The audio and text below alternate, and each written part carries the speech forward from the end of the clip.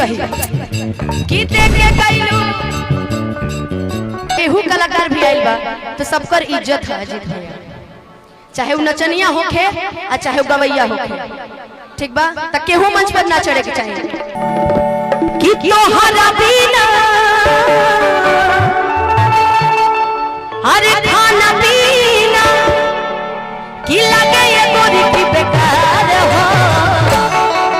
ये हमार जिद्दी चचवा बुढ़ौती में फेसबुक वायरल करले पे चलल बा ना कि तोहरा बिना अरे खाना पीना अरे लगे ये रानी की बेकार हो।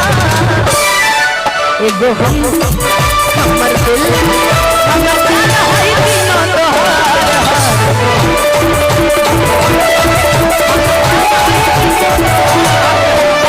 तोहरा बिना खाना पीना तोहरा बिना खाना पीना लगे ये गोरी की बेकार हो। एगो हमर दिल हमर जान तोहार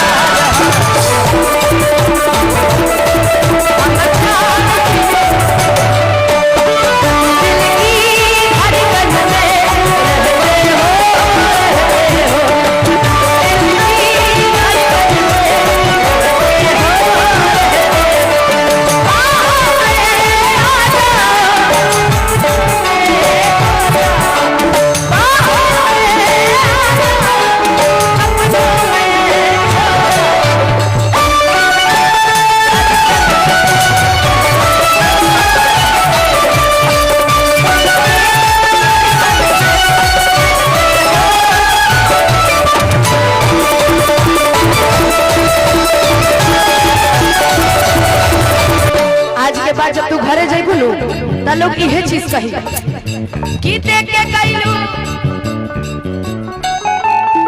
अरे पियो।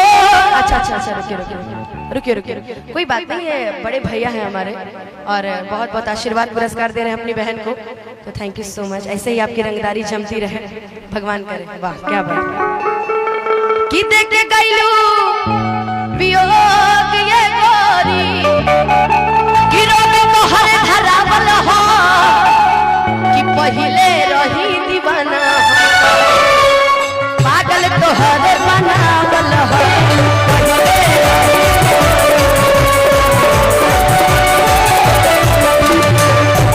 और कह दिया कि देखो कि देख के गइलू पियो। एक मिनट भैया, इतना बड़ा कार्यक्रम में अगर केहू कलाकार भी आइल बा तो सबकर इज्जत है अजीत भैया, चाहे वो नचनिया होखे आ चाहे वो गवैया होखे, ठीक बा? त केहू मंच पर ना चढ़े के चाहिए, पैसा जितना देवे के हमनी के मिल गई कि देख के गई।